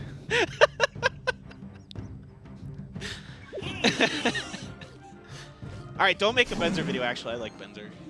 I don't want to jinx him. Benzer, we doing some mortar? I think Pedro's doing mortar. Oh, excuse me, Pedro. God, Yeah. I just assumed it was Benzer. Me too. I had to double check my eyes. This is probably clone here from Yes, Benzer. and it has been going around for at least a month now. Yeah. But not really like the most popular one, coming out from time to time. 1,000,000%. Yeah, it's with a lot of fireball baits. Yep. As Pedro slightly ready, but not with the mortar, of course, with the Ice Golem. Yeah, probably not. Probably not. Could be the Mega Knight. Yep. Okay. What we saw, very likely what we saw from Mikanboya in the previous match. Very similar. Yep. Yep. Good giant skeleton placement, but he's gonna get chewed apart by this Inferno Dragon. Yeah. Balloon on the left here. And some the bad area damage hit the Witch too. Oh no, Benzer has no defense. I mean, the tornado is there. The bats still connect. Oh no. That's little too much. As Benzer did not get any kind of elixir trade value with the Mega Knight hitting both onto the Giant Skeleton and the Witch. That was terrible. Yeah, it's just not exactly how he wanted that one to go. The tornado was just not able to get that balloon far enough away. There was nothing for the bats. So he still has a chance here though, because Yes. this is a clone deck. This is what you do. You build up steam for one big push, and you make it work in 2x elixir. It will take some time, and Pedro, yeah, the top right is slightly damaged, but basically vanilla here. You need like one big amazing push. That's what you're looking for. Yeah, but Pedro wants to put pressure on the other side. He knows what the strength of this clone is going to be, and Benzer's just going to let this go. He's just going to let this balloon do its damage. He knows he needs to make one big push work. He's going to sacrifice everything that he can here. Good, decent timing with that Mega Knight. Yeah, but takes out a lot of the clones. Yeah, clone. If you get one big mega push, you can have some like more than 2,000 damage in just a few seconds. Pedro's got the spells and the small troops and all the gangs ready for him. Yep, you can see the well played came through here from Benzer. I don't think he has enough time to set up another clone push here. Yes, the early game push was way too big for Benzer to come back here. As Pedro only has to defend, got some more scratches on the top right. Early clone, and that settles it. First game. It's going to be Pedro winning against Benzer. Okay, once again after a month. Nightmare's coming back. It's a convincing win too. That's almost 3 crown. And it looked like Pedro just was ready for just about anything that was coming out of Benzer there. I mean, having Mega Knight and Snowball available for the clone, then you're just in so much trouble there. Not the best type of scenario for Benzer, as they dropped their 2v2. This could be their last one. So extra pressure on him to actually get this 1v1. Previously, when we did not have this many new players coming into our region, Benzer was able to pull those off. Not anymore so many times. These guys are so good now. Pedro, of course, started out the season just lights out. Yes, 6-0 on the 1v1. Yeah. Impressive. And then he lost to Rhea. Rhea played very, very well, which we see from Rhea from time to time, where Rhea just like I don't know, something clicks in Ray's brain and he just looks amazing. Yeah. And other times I'm like, Ray, what are you doing, buddy? Like Ray, yeah, the tone going down at the end with his name. Yeah, so timeout has to be called from Chaos Theory's side. This might be their only chance. And from the previous deck, I think Benzer just... He was not out of cycle, but what Pedro had, because Balloon, you can just set up an attack onto the opposite lane easily. But Benzer, you gotta, with the clone, you can't just separate all the units. You gotta stack them up and have one big push. Yeah. So that was the hard part, that he wasn't thinking that Pedro was going to have that attack that early on. It was a surprise. It definitely was. I mean, and the other problem that you're facing in that particular clone deck is you don't have a ton of anti-air. You just don't. Yes, that too. You just don't have much. So if your opponent sniffs out that it is that deck, and once that cannon cart comes down, you're just like, okay, like you pretty much know what it is. Yeah, even if you're having the cannon cart, you can't really decide when it's going to turn into a building, turn into a cannon, so the balloon actually goes to it. So it's really hard to actually get that right. And Benzer's the type of player who can make that work, but you're up against Pedro too. So it makes it tougher to actually get that down. So maybe going back to your comfort zone, let's see what the choice is going to be for Benzer. Down 0-1. Yeah, I'm not exactly sure what Benzer's thinking here. A lot of times we see him fall back on a mortar deck for comfort, or potentially the Goblin Giant Sparky. Yes, exactly. Reading my mind. We're on par here. Or birdie. I had a couple birdies when I played street golf the other day. Felt pretty good. I'm no golfer. You should join us. It's fun. Nah. I don't want to lie. I like how you're just like, nah. Nah, I'm going to sit home and sit on my bed and just play Clash or Brawl Stars. All right, fair enough. I don't blame you.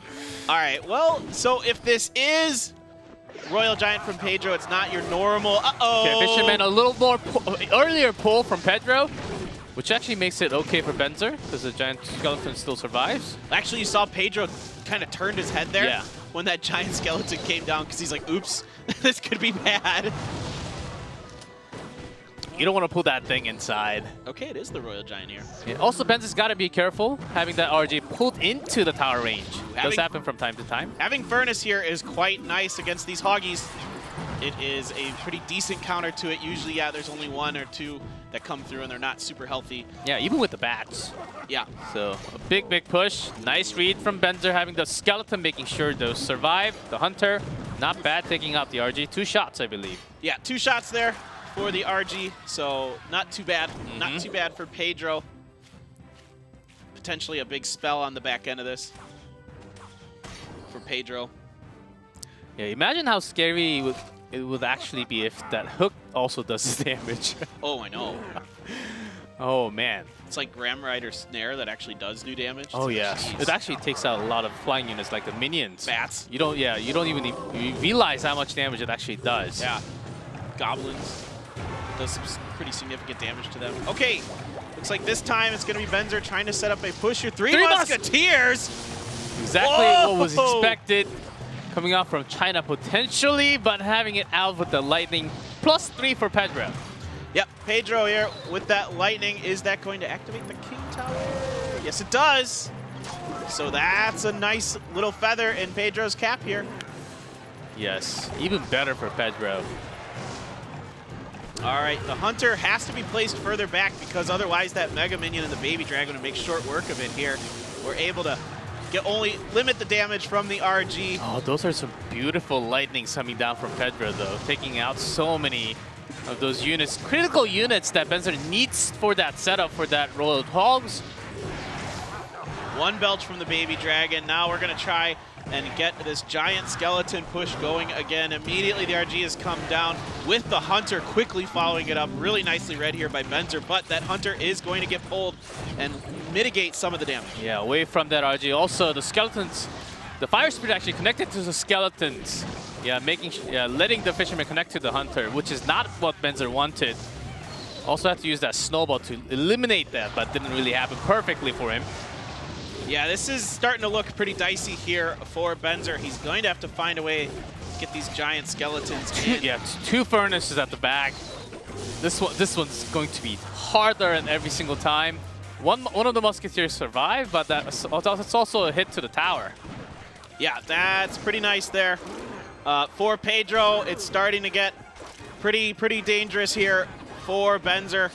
A couple more lightnings and a little extra damage is all it's going to take. Oh, you're just going to pull that RG into the Hunter. I mean, that's not bad, but the RG still gets 1 shot off. And now it is lightning and a log, and it's over.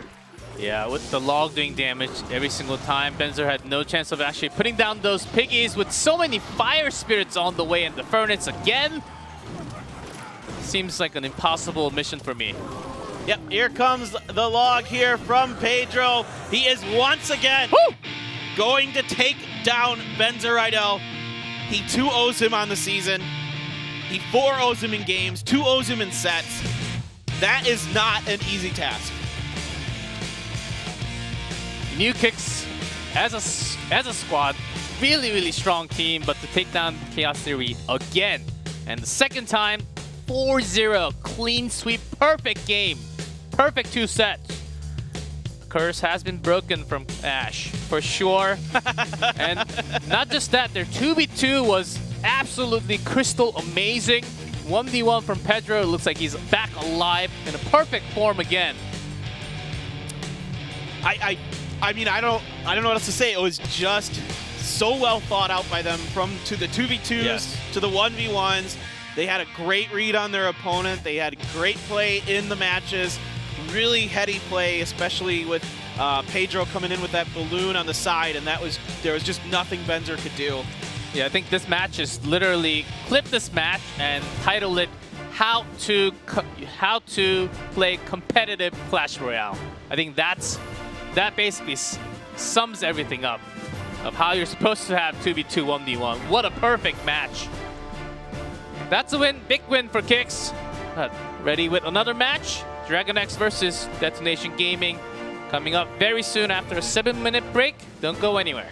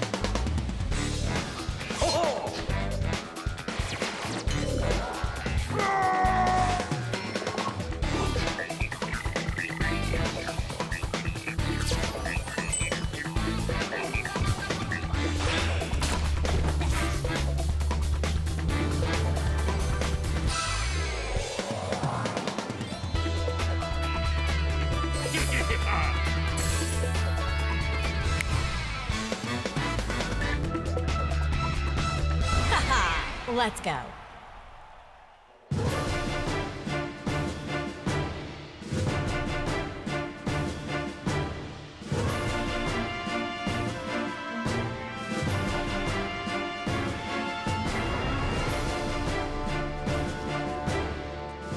Welcome back to Clash Royale League Asia. We're off to the third match of the day.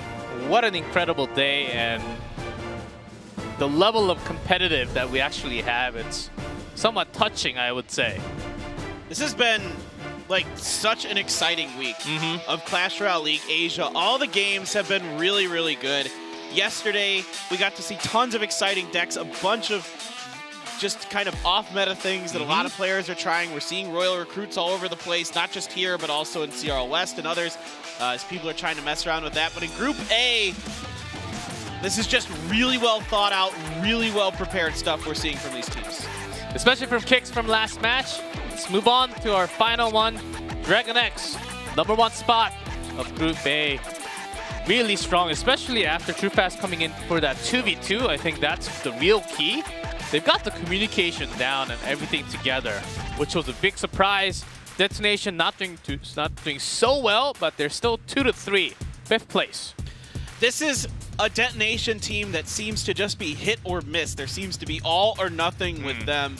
You know, they're really strong, but they've only gone to King of the Hill once, and that was against PONOS. Every other time has been a 2-0 one way or another. And when they squared off against DragonX last time, they got 2-0'd. And 4-0 in game score. Yep.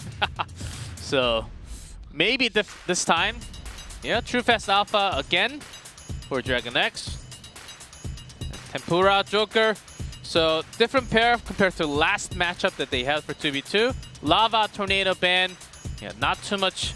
Yeah, not going to expect too much lavas coming out for this one at all.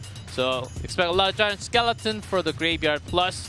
And this time, Nui coming out. I believe it was Raya last time when this matchup happened.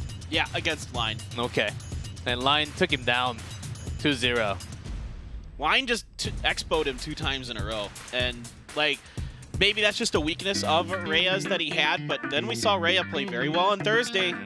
You know, he got a 2-0 for himself against Kicks. So, you know, against IMJP, the guy we just saw, just take it to Benzer Royale. So now we're moving over. These two, though, have been playing so well. 3-1 in their 2v2s. Alpha's 2-1 in his King of the Hills. Alpha is, like, probably one of these players that doesn't get talked about much in Clash Royale League Asia, but I actually think he's really darn good. Also came out strong as a 1v1 ace player for the team. And what OGN needed, never mind. What DragonX actually needed was looking at the OGN logo in the back. It just killed my brain cells right there. What they needed was a paired up, really good duo. I think they found it.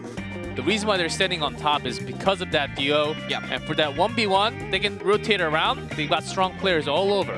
Yep. So they can't really lose an entire match. I think that's their strength right now. Yeah, they're just so deep. They've got so many ace 1v1 players. Alpha, Nuri, Line, TrueFast. All these guys can absolutely beat anybody in 1v1s. Well, we have at least a few Korean teams in the playoff. I think this team's going to be in there, at least 1 or 2 from Group A and Group B here.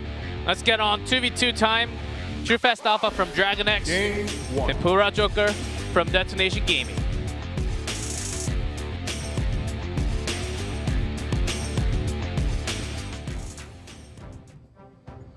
Any cool story you've got for this 2v2?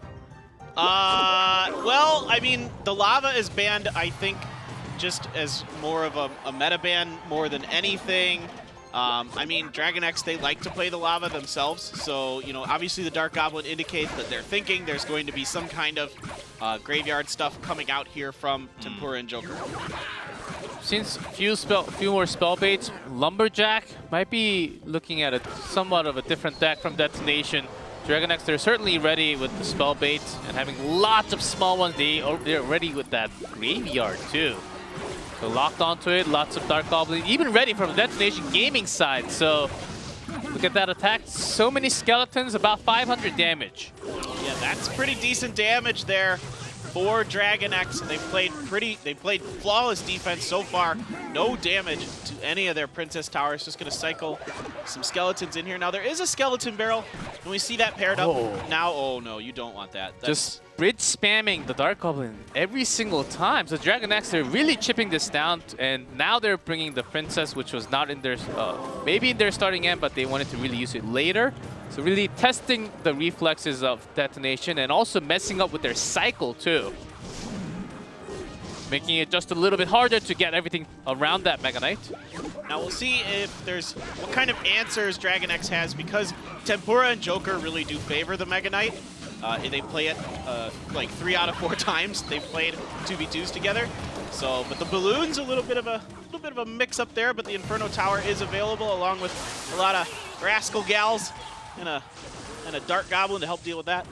At least the balloon death damage to connect onto a few more units, so no Dark Goblin to worry about. But the second balloon push has to use a defensive freeze from DragonX. Yep, the bats and the baby dragon will make work of that. Well, the miner gets a few extra hits in, but it is still advantage DragonX as they're going to take this graveyard in. The Mega Knight's pretty early here, but they know the freeze isn't available, so they're very comfortable dropping it. A couple lucky skeleton spawns there for them on the far side. Yeah, plus the baby dragon connecting onto the Mega Knight, plus the tower. 2 damage extra because of that. Now another balloon push onto the right side because the left side is not really scratched too much.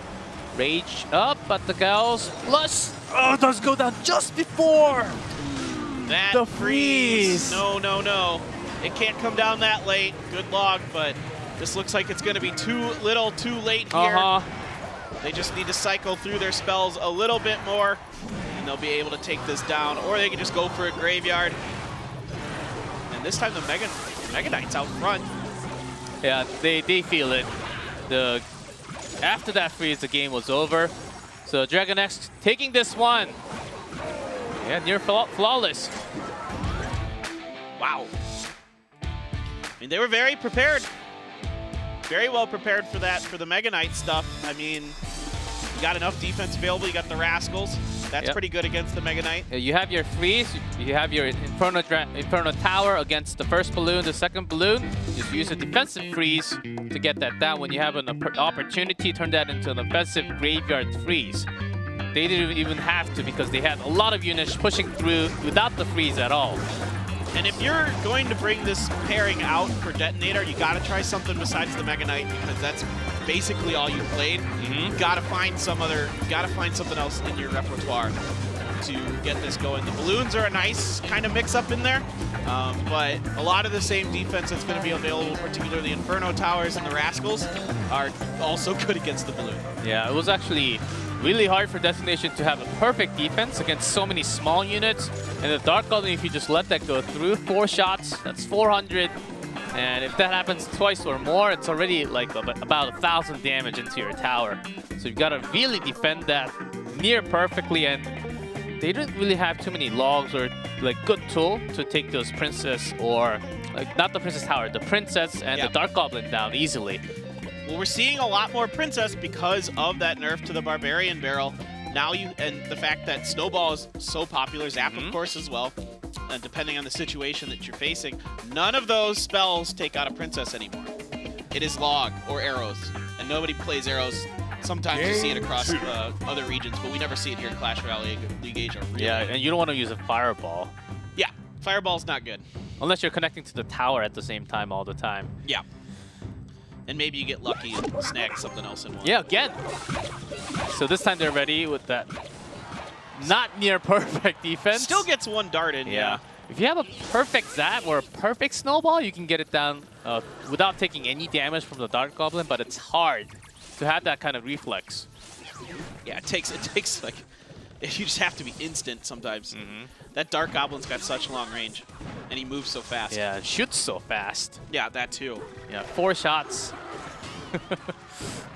So, okay, it's once again back to the Mega Knight here. So, depending on if DragonX maybe got a little fooled, if they thought, okay, it's just going to be the same thing here. It's like the balloon, there's the miner as well. There's a lumberjack here. Double freeze is coming down here, so they're just going to negate each other, and that's actually buying DragonX a bit of time here to set up their defense. Yeah, got the other Princess Tower connecting onto a few more shots, so ready with their own Lumberjack Rage and their own balloon coming down from DragonX, going to the top cage, not destroyed from the Dark Goblin. Yep, and the bats are going to prevent any drops there. So well thought out by Detonation on the defense that time. The guards are just a little off place, but they had to put them in front as well because of that brawler coming up there. They wanted to buy some time. Now this brawler might get some hits in. Yeah, every single time. Over 250 a shot. That's a lot of damage along with that bat. He hits so hard. I think he hits harder than a Royal Giant shot. Like, how is that possible? Almost the same, or just a little, like 1 digit lower. That's a cannon that you're holding in your arm there. He's just this little, I mean, he's got some muscles for sure. He's got not just some muscles, he's got more than me for sure. Oh, this one's raged with the offensive freeze and the fireball to get everything. Good pull with that snowball. What else? Ooh, they had to use another fireball. That's not ideal. It's okay from, I think it's okay from just having to use the freeze from DragonX. It kind of buys some elixirs. Yep, okay, there is the log here. It's going to get that Dark Goblin, but we're going to try it with the Lumberjack and the balloon. The Goblin cage does come down here, but there is a Dark Goblin on the other side of it. Initially connects to the Mega Minion. Good snowball there. That was almost too dangerous. It could have pushed the balloon out too far to the right, making it go straight to the Princess Tower, but just enough. Still, the miner connects a whole lot of shots at the back. Yeah, they're going to let that brawler go on the bottom right. They're going to use a defensive freeze here as well. But the balloon, trying to buy themselves some time. That balloon's not going to get pulled into that Inferno Tower. Where's the defense? The freeze does come down. It does get a drop, I think. Yeah, it does get a drop, plus the bats connect, so that's why it's down only to 218. So about 500 difference, miner connecting, so DragonX is going to let go of that left side, ready with that cage again. Early fireball to get that damage gone. Yep, and so this is kind of interesting from Detonation here. They stick with the same deck, basically, and that actually completely befuddles what I think DragonX, what True Fast and Alpha were expecting. Because I was not expecting, I'm like, you guys just, you know, the Mega Knight wasn't really getting it done. But this time, there's not as many answers to the Mega Knight, particularly the Rascals were a great answer, and they're not available. And you have a lot that on the ground that's just getting countered by the Mega Knight. I think the cage pull was really good from Detonation, because when you're putting down the cage, because of how many Dark Goblin you're against, you have to really think about the placement. Because Dark Goblin, not just it moves fast, shoots fast, it actually has a decent range. So if you just put it in right at the center, it's gonna shoot the cage down, which makes it easier for the balloon to travel to the Princess Tower directly. So just thinking about all these things in your head, it was really tough. Where to put it, when to put it down. But good snowball uses from Detonation all the time. You're right, that was so close to changing the balloon's target there. It actually felt like it. It looked like it might, but it just wasn't quite enough. This was a big problem here. And then some bats get in there, get a couple extra hits, three or four hits from some bats. And then it's just a spell or a miner. You gotta try to get it going, and yeah, get that Goblin Cage down, and it buys you plenty of time. Yeah, you have to really get those buildings down for your balloon to connect. You don't really have the rage, so you can't really control the time of the rage. You're putting down the Lumberjack to have that down. So DragonX was finding themselves in their own cage in a way, as they couldn't really escape. They had to get the building down. No other further spells other than log and a few. You don't really want to use like a fireball onto the cage. It's gonna go down very quickly anyhow. It just struck me how well that Smashing Pumpkins song actually fits with this. You know this one? Despite all my rage, I'm still just a rat in a cage, but this time it's a goblin, not a rat. Is this the one that you were talking with ending last time? I don't remember, maybe.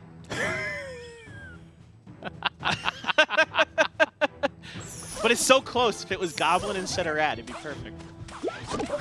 I'm gonna make my own song, maybe. It's time to write your own song. Yeah. Time to make your own deck. That's how we feel all the time. All right, DragonX, if they have the answers to this Mega Knight. Now, it's going to be the graveyard on the back end of this, no balloon. And defensive poison's going to come out here from DragonX. As a little bit of damage still manages to plow through, mostly from that poison. The jump is going to go through and land the big shot onto that tower. Smash! Yeah. All right. That is going to be a miner pulled away here, but this fisherman, what was he trying to grab there? Was there a skeleton or something? Yeah, like a mosquito. Right. Mosquito in the middle. That is actually a little unfortunate there for DragonX, because that could have pulled that fisherman away. It just missed there. Oh, rocket coming through here. Yeah. So it's going to be really hard. It's going to be really hard for them. DragonX took a lot of shots. At least they're defending the graveyard with that giant skeleton. With that mini P.E.K.K.A. There you go. That's exactly what you need against this Mega Knight. It makes very short work of this Mega Knight. And a good placement of the giant skeleton on the calculated before the Mega Knight actually crosses the bridge and locks onto the Princess Tower. You're waiting for the next graveyard. Yep. Oh, an Executioner here as well. So that's going to be a dead giant skeleton here in just a second, but we're able to pull that E-Wiz away from everything. The miner's going to get pulled by the fisherman from Detonation Gaming here, and he gets pulled in, but it's going to be a dead Executioner there. Yeah, for the bridge, spam and war, DragonX actually handles it pretty well. It's just that they lost the first one, and this poison is going to get some value, deleting everything, even the Magic Archer. All right, here comes the rocket. It gets everything. That's a really nice rocket. You even got the Mega Knight there. Yeah, good source of damage there. As DragonX, they're really trying to put in not just the spell damage, as they also have a poison. Have to use the defensive one first, but let's continue. A miner, frozen now with that Ice Spirit, and pulled by the fisherman. So good defense from Detonation. There's a Goblin Cage here to buy DragonX some time from those units crossing the bridge. They're going to use a defensive poison here, which usually pretty much nullifies just about anything comes up. And the second graveyard with that freeze. So a lot more skeletons now. There are some archers and darts crossing. Oh boy, this is getting really close. We're down to 531, 308. 300. Oh, I don't know if that's going to be quite enough with that poison. It's just not. Somehow they got to make this work, and it is not enough in time here. So it's going to be Detonation that turns it around and gets it done. Wow, Detonation coming back strong, taking the revenge on that 2v2 now. Yep. As they were really on a trend, a better trend of defeating like really high star players from the other opponent team. As even the Korean commentators were highlighting the Detonation, all they have to bring down is 2v2. When they have 2v2 down, then they're a different team. Because they got Rhea, they got a lot, they got Pyrameki, they got Tempura. Okay, not this time because Tempura played on 2v2. They got a big squad of 1v1 potentials here. Yeah, I mean, they're good. There's no doubt if they can just kind of put it together consistently. They're really good at times.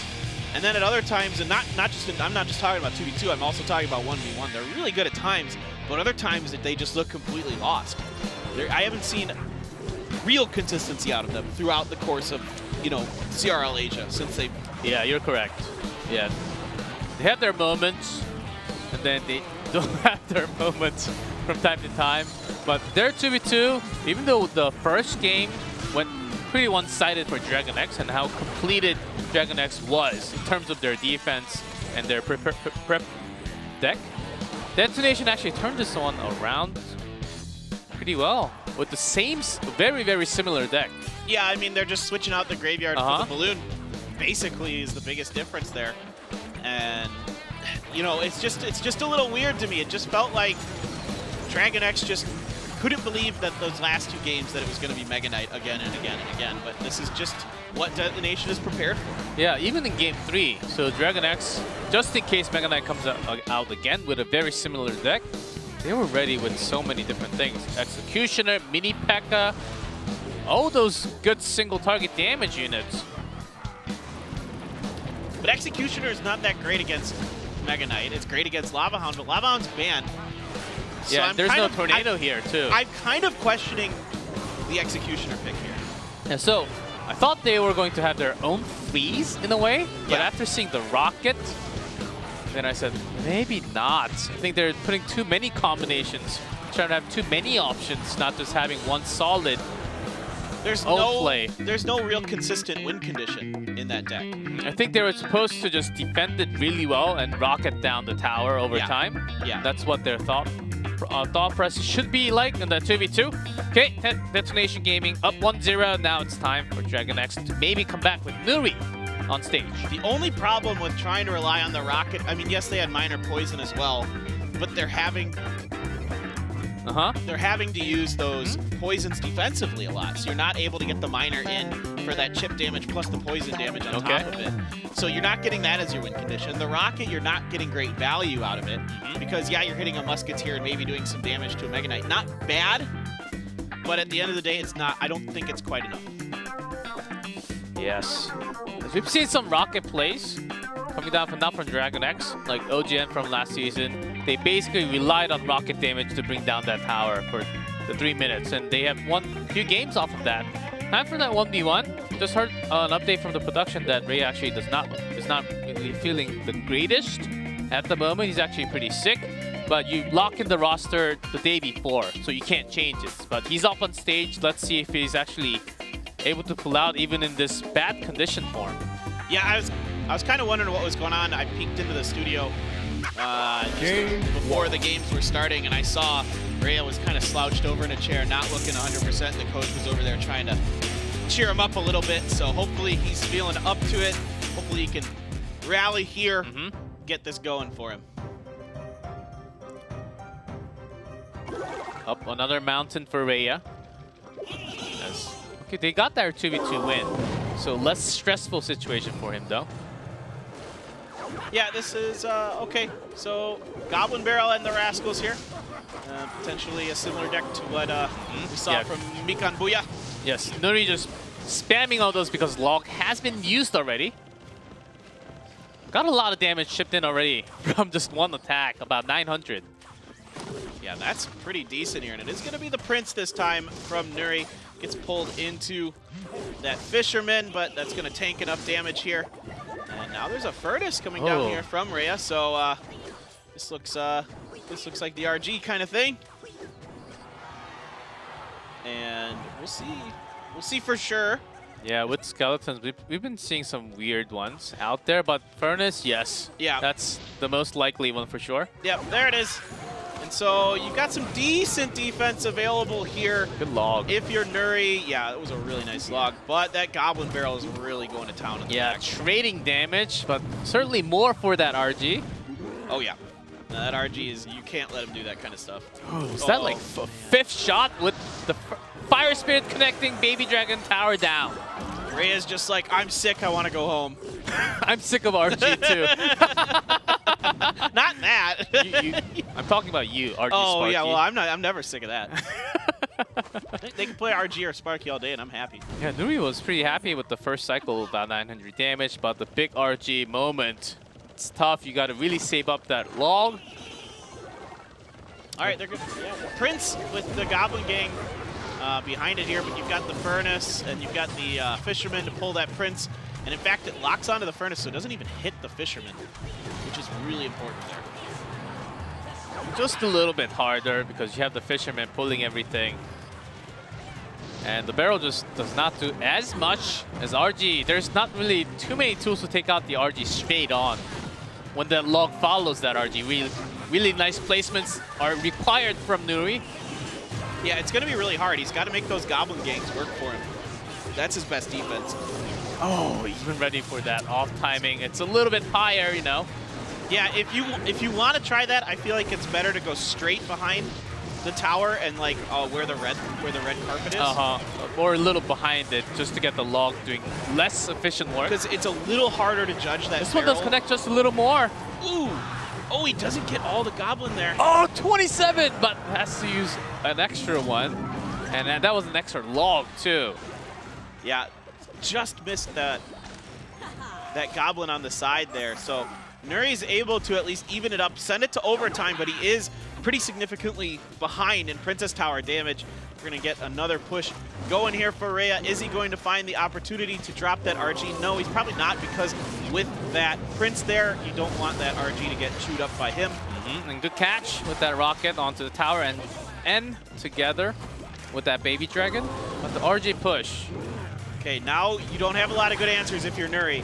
The Rascal's not bad. A predictive log there by Rhea, expecting potentially the Goblin Gang, and it comes down a second after that.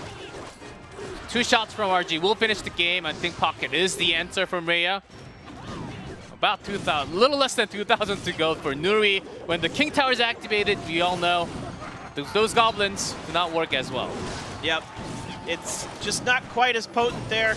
Prince is over there. There's the lightning to finish it off there for Rhea. So Rhea, he looks better in a way. He looks more comfortable on stage than he did in his chair. Yeah, that one for sure. And the RG, Nuri just had a hard time really trying to counter. But when you have that many small units trying to cross the bridge, when that RG is put down on the other side, and when there's that, yeah, because you only have rolling wood in the deck that Nuri brings. You only have 2 legit answers to the Royal Giant. You have the Prince and the Goblin Gang. Everything else is not sufficient. Or everything else surrounding the RG. Right. Plus, you'll throw an Ice Spirit at it in between those 2 units. The problem is if you got the log available because you were able to defend the Goblin Barrel well enough, then you can't use the Goblins, the Goblin Gang. And the Prince is okay, but if there's like a Fisherman or a Mega Minion or something, then you're gonna lose a lot of value in that exchange. Yeah, Princess, as long as it hits the charge, it's okay, removing a lot of HP from RG. But it was never like that. The cycle was kind of weird. Rhea put down the RG after the Prince to begin with, and you're really relying on everything that surrounds the RG, and it requires so much more elixirs too. Yep. All right, timeout. DragonX, they really need to think about this because they are 1 game away from losing here, losing their 2nd set of the season. And I think Lion is over there going, just play Expo, man. We haven't seen too many Expos coming out this weekend. Yeah, I 2-0'd Rayo with Expo, man. Come on. Against an RG, can work, but it's difficult. Yeah, it's hard. It's hard. It's really difficult, but with the RG deck that Rhea actually had, it's so cheaper in cycle in a way. Yeah. So it might actually not work as well from the, when we talk about traditional Expo, traditional RG deck. Yeah, it's hard to play Expo against the traditional RG decks because of Lightning, and basically the Expo ends up being a defensive card. You have to have a really good defensive Expo set up first. Yeah. And it's going to be better than the matchup that Nuri had from the first game anyhow. But you really got to think about the RG first, and then few other options. Is it going to be the P.E.K.K.A. cycle against the RG? It sounds really promising to me right now. Yeah, always P.E.K.K.A. Battle Ram is pretty good against the RG. It's not 100% win rate, but it's up there. It can be really devastating, and we'll see exactly. Anything with Inferno Tower is difficult until 2x. Yeah, there's some not as bad. Yeah, Ramradder, Executioner, Tornado decks. That's been floating around. Some off-meta decks that's supposed to counter lots of meta decks right now. So in terms of the deck variety right now, balloon decks because they're a little cheaper make it a lot harder to do RG stuff. Tombstone. Well, Golem time potentially. Or old school Lava Hound? Not sure. Bowler? How far are we going back? Bowler! Yeah, Bowler Graveyard. How far are we Bowler going Graveyard, back give it to me. Bowler's not... Okay, Lava Hound. And instant Mega Knight response from the other side. Ready with that Inferno. Locked onto... But reset. Oof, the zap though, but yeah, the reset from the Snowball is going to be a lot of damage from that Mega Knight. What is the defense available here for Rhea? He has the Inferno Dragon to kick things off. Does Nuri have a spell to counter this? I don't think his zap is back in cycle. Not that it really matters. Now that it's in the pups anyway. Yeah, this one from Rhea, really popular one around the top of the ladder everywhere, or even the Grand Challenge. It's Endings deck, basically. He likes this one.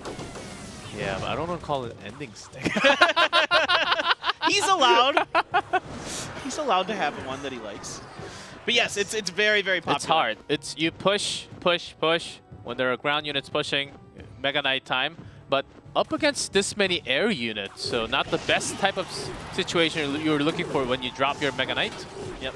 All right, the Miner's going to get onto the Princess Tower as well as those Goblins. These Goblin's daggers do a lot of damage. The spears as well. And then you're going to try the Mega Knight. This is really smart here by Rhea because Nuri doesn't have a great answer out the gate for a Mega Knight at bats. Stops going out of range from the Inferno Tower, and so Inferno Dragon, so gets that Mega Knight down easily. Yep, and then you can drop the Goblin Gang. That is a double whammy there. It distracts the Inferno Dragon, gives you some extra damage to the pups. Yeah, but when they're left over ones like this, the miner's going to come to the bottom left. Let's see if this one's going to be good at all defending. Yep. Skeletons! Oh, the skeletons are in there now as well while that miner tanks that. This is looking pretty dire here for Nuri. He's got to make one of these big pushes work. Does he have anything available on the back end of this to clean up the mess that Rhea has created on his own side? I don't think so.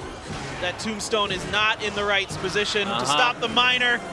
And that's another win for Rhea, and a big, gigantic win for Detonation Gaming, who was sitting at 5th, taking down a match against DragonX. Wow, what a day today. Rhea's been playing really well recently, like really, really well. He's beaten 2 very strong players on very strong teams to secure victories for Detonation Gaming here, and continues to be the story of Detonation Gaming, all or nothing. This time it is all. It's hard. It's really hard to go have a perfect defense against what Rhea brought in that last game. Even if you have this one spear goblin or a few goblins or like the skeleton barrel, the skeletons from the barrel connecting with the miner, it's going to be a bad story for your own Princess Tower because it locks onto the miner all the time. It was a hard matchup for game 1 and 2 for Nuri. It was surprising to see DragonX going down this easily though. Yeah, definitely. I thought for sure that this would potentially go to King of the Hill at the very least. I mean, Detonation, this 2v2 they've been struggling with, so I thought, okay, maybe DragonX will win that. But Rhea's been playing well, so maybe he'll win the 1v1. But they won both, and that's all it takes. And this is how you keep yourselves very much alive here in this Group A. This Group A is so strong. There's so many good teams. This one's going to come right down to the last day. Yeah, the bottom 2 does not get to go to the playoffs, so Detonation Gaming, they want to get out from that bottom 2. And certainly, I think this helped a lot for them. So results for tonight, all on red side. PONOS kicks, Detonation Gaming. Yeah, taking the win. Lots of great matches and important ones, especially for PONOS. Mikanboya for 1v1. I think that was great. Kicks, Chaos Theory, go back and rewatch that one. That's a thing of beauty of Clash Royale. Competitive, how much preparation, and it shows on stage exactly how you're supposed to have the match. And Detonation Gaming, important win, and to bring the gap lower for them, again, defeating DragonX here. I am just so blown away with kicks. Loved what we saw from PONOS. This looked more like the PONOS of old, where they can rely on Mikanboya to get them some wins in 1v1s. And this looks like it's starting to turn around here for Detonation Gaming. Now look at this in the middle of this group. Packed. 3-3-3-3-3-3-3-3.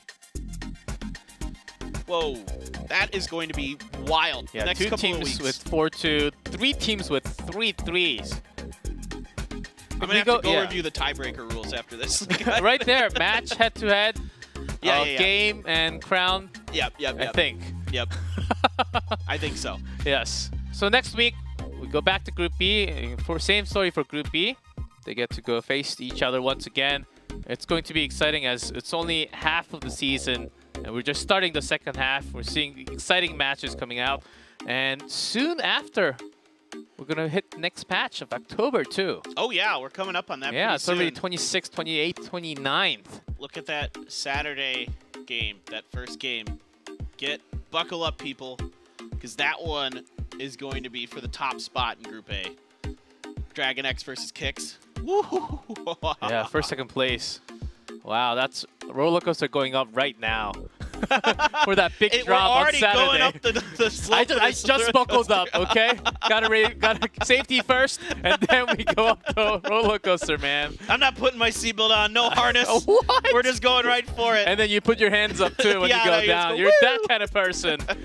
Oh man, ready with that Group B. Yeah, looking to see a lot more action coming down from Brand Esports, and also OG and Entus seems really strong on that Group B. Yeah. Yes, exciting matches are happening from China, here, West, all over the world. Like the weekend is full of Clash Royale. Even if you go back, we just watch YouTube all day. Yeah. Like literally my YouTube feed is just like Clash Royale videos. Yeah, you know, actually yesterday, after finishing, it just rolled over to Sarah West automatically. And then I was like, oh, I'm hearing more Clash for some Yeah, reason. like, I didn't even do anything. It's so good, it never ends. I tell you what, though, this has been a really exciting season because now it felt like last season, in the beginning of this year, that really the Japanese and the SEA teams were pretty far ahead. Yes. This season, the Korean teams have figured it out. They stuck with the same rosters, more or less, and now they're really starting to play a lot better, especially DragonX and OG and Entus. And even more drama because a lot of the strong powerhouses and the new rookies in the team from out of the region players doing really well and struggling somewhat in the middle. And coming back strong with that, especially for Pedro today. So are they going to continue, or is this going to be bottom team staying at the bottom or closing the gap, going up to the top? Lots of answers to be solved. We're going to continue the action more next week. Thanks for watching Clash Royale League Asia.